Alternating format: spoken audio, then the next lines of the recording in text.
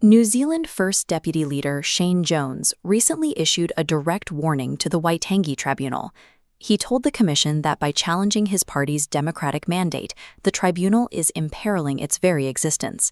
He coupled this warning with a dismissal of Maori rights as a fairy tale dream, stating that concepts like parallel sovereignties belong in a parallel universe. This is a sitting government minister utilizing a public platform to question the survival of a permanent commission of inquiry, a body established specifically to hold the Crown accountable to its legal obligations. This rhetoric follows a specific pattern of institutional rollback.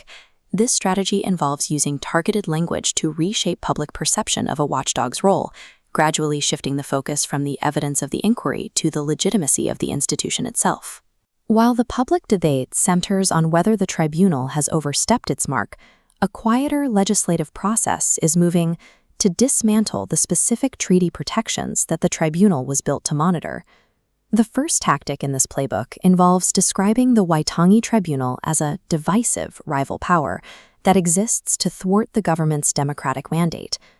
The tribunal's legal function tells a different story.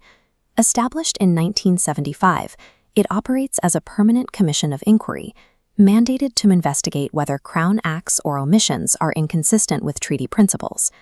In 1985, Parliament expanded this jurisdiction, allowing the tribunal to hear historical claims dating back to 1840, a move that allowed generations of Crown actions to be formally examined for the first time. Crucially, the tribunal has no power to write laws or force the government to act. Its findings and recommendations are almost entirely non-binding. In the hearing room, Wano and Hapu present evidence of Crown harm for the official record. It is a legally constrained forum designed for fact-finding, not a rival legislature.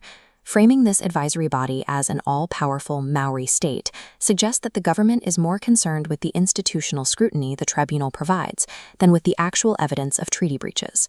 The second tactic involves the use of unifying concepts like fairness and equal citizenship to describe the removal of established rights.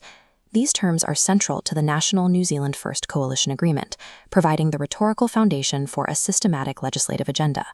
Under the banner of equal citizenship, the government has begun a process to methodically review and repeal treaty principles from across the current body of law. The tribunal recently identified 18 separate statutes currently targeted for this downgrading process. In the laws that remain, the weighting of treaty obligations will be reduced to a requirement to take into account, a move that significantly lowers the legal bar for Crown compliance. This change impacts kaitiatanga, the duty of environmental stewardship. Lowering these legal requirements makes it easier for extractive policies to proceed regardless of Maori objections or environmental concerns. The promise of equal citizenship effectively serves as a political solvent, erasing the Crown's specific treaty obligations and causing Maori authority to disappear from the page. Maori Development Minister Tama Potaka has justified the review of the tribunal's founding legislation by pointing to the institution's current efficiency and workload.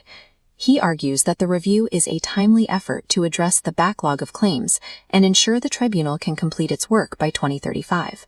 However, the review also proposes returning the tribunal to its original intent. By narrowing the legal doorway to only contemporary claims, the Crown could effectively block the historical grievances that have been heard since the 1985 expansion. If a hospital has a long queue, the standard solution is to increase staffing and resources. Closing the clinic for the people who have waited the longest addresses the queue by simply removing the patients. Utilizing systemic under-resourcing to justify narrowing the scope of inquiries allows the Crown to turn its own administrative failures into a tool for limiting claimant rights. The Waitangi Tribunal functions as a diagnostic tool. It identifies where the fire is, but it did not light the match or confiscate the land. It reports on the breach without the power to enforce the remedy. When a government threatens the survival of that alarm system, it suggests that the findings of the inquiry have become politically inconvenient. The removal of these accountability mechanisms has a direct impact on Maori communities, who are left to manage the outcomes of weakened health and environmental protections without a formal venue to contest Crown decisions. While the government calls for national cohesiveness, its current agenda treats the constitutional guarantee of rangatiratanga, Maori self-determination, as a regulatory obstacle to be managed. A shared future cannot be built by erasing the legal duties that define the relationship between the Crown and Maori. Defining unity as the removal of constitutional accountability creates a silence that the government ultimately identifies as democracy.